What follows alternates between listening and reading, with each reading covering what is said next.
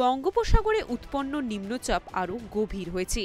সেটি ধীরে ধীরে এবার বঙ্গোপসাগরের পূর্ব প্রান্তে এগোচ্ছে।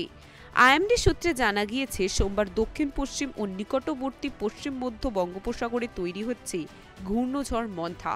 সেটি মঙ্গলবারই গভীর ঘূর্ণিঝড়ে পরিণত হবে। 28শে অক্টোবর অর্থাৎ মঙ্গলবার রাতে গভীর হবে ঘূর্ণিঝড়। অন্ধ্রপ্রদেশ উপকূলে এটি আছড়ে পড়ার সম্ভাবনা রয়েছে। ল্যান্ডফলের সময় তার গতিবেগ হবে 100 কিলোমিটার প্রতি ঘন্টা।